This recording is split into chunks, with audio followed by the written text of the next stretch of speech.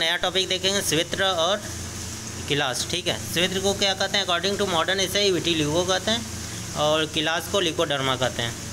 Vitiligo मतलब त्वचा का सफ़ेद होना कॉमन इसमें बताया गया। आचार चरक तथा आचार सुश्रुत दोनों ने स्वित्र का वर्णन किया है। ठीक है, स्वित्र केवल शारीरिक समस्या न होकर व्यक्तिगत ये सामाजिक समस्या भी है। मतलब ये सिर्फ शारीरिक समस्या नहीं है, मतलब एक सामाजिक समस्या भी है।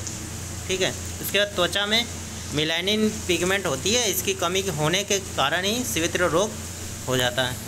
इसमें क्या है, आघात मतलब चोट या व्रण और मतलब अल्सर, जल मतलब जल जाना मतलब बर्न हो जाए के बाद जो स्थानीय त्वचा जो श्वेत वर्ण की हो जाती है तो उसे ही क्या कहते हैं, किलास कहते हैं। किलास क्या है, किलास जेड मतलब पुराना होने पर अंतः धातुओं में प्रविष्ट करके उसे क्या करते हैं, दूषित करते हैं।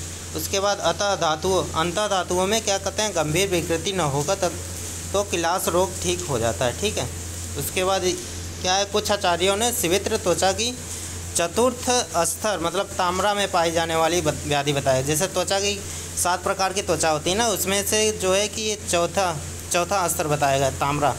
ठीक है, उसके बाद आधुनिक में इसे विटिलिगो कहते हैं, पहले बता चुका। उसके बाद निरुक्ति देखते हैं। निरुक्ति क्या है, सिक्ता वड़े धातु से स्वित्र शब्द बनता है। ठीक है, जिसका अर्थ क्या है, त्वचा का वैकारिक रूप से श्वेत वर्ण का हो जाना ही स्वित्र कहा गया। उसके बाद इसमें देते हैं क्लीने श्वेतेन अस्ति इति किलास, मतलब अर्थात त्वचा का श्वेत वड़ी हो जाना ही क्या है, किलास है। इसका संदर्भ देखें तो आचार चरक में, आचार सुश्रुत और आचार माधव निदान में भी बताया गया चैप्टर 14 में। ठीक है, उसके बाद पर्याय देखते हैं। पर्याय क्या है, स्वित्र है, स्वित्र है, किलास है, दारूढ़ है, वरूढ़ है।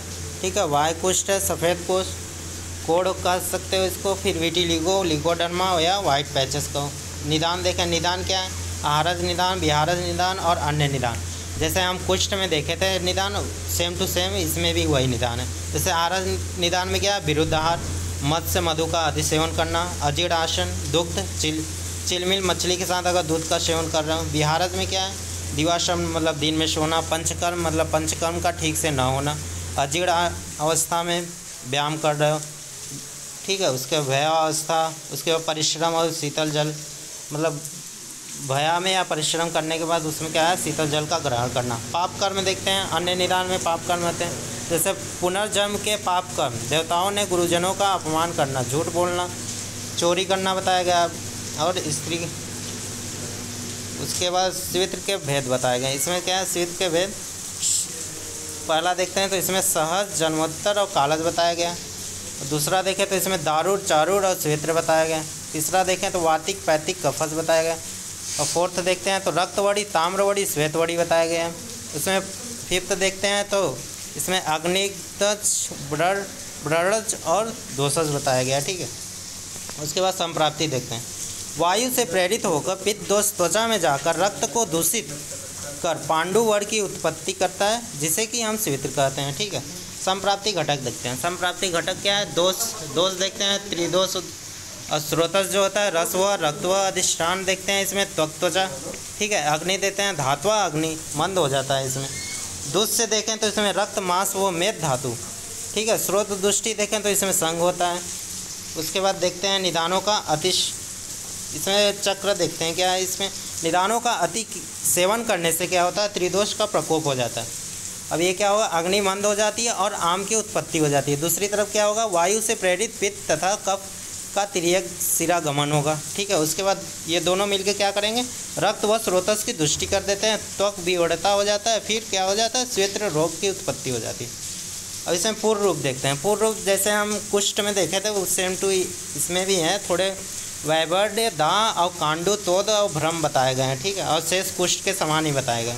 सामान्य लक्षण देखते हैं। इसमें क्या है, सामान्य लक्षण, शरीर के किसी एक भाग में श्वेत चकत्ते वाइट पैचेस, ठीक है, के रूप में प्रारंभ होता है, जो धीरे धीरे क्या करता है, फैल जाता है। ठीक है, वेदनाहीन चकत्ते होते हैं। ग्रीष्म ऋतु चकत्तों में असाध्य क्या होता है, दाह होगा इसमें। कभी कभी क्या होता है, शरीर की समस्त त्वचा श्वेत वर्ण की हो जाती हैं। यह व्याधि क्या होता है, संक्रमण नहीं होता है। ठीक है, फैलता नहीं। त्वचा के बाएं स्तन में वर्ण तत्व मतलब मेलानिन पिगमेंट का स्थानीय अभाव हो जाता है, जिससे कि वहाँ का त्वचा क्या हो जाती है, श्वेत हो जाती है। ठीक है, धातुगत श्वेत क्या है, दारूढ़, चारूढ़ और श्वेत है। ठीक है, इसके थोड़े दारूढ़ क्या है, रक्त धातु, दग्ध, रक्तवर्णी चकत्ते, यह वातज किलाश है, यह रुक्ष वरूढ़ और रोगनाशक होता है। ठीक है, चारूढ़ क्या है, पित्त है, मांस धातुगत है।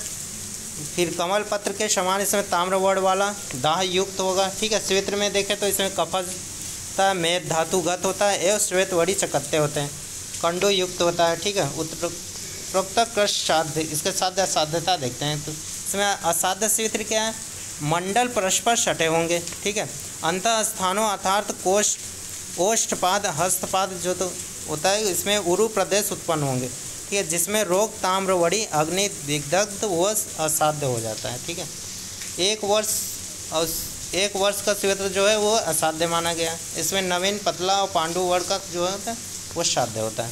उपद्रव देखते हैं, उपद्रव क्या है, सौंदर्य की दृष्टि से रोगी में हीन भावना आने के कारण इसके अवसाद मतलब डिप्रेशन में रहता है। ठीक है, विटिलिगो देखते हैं थोड़ा इसके मॉडर्न के हिसाब से। ठीक है, विटिलिगो इज एन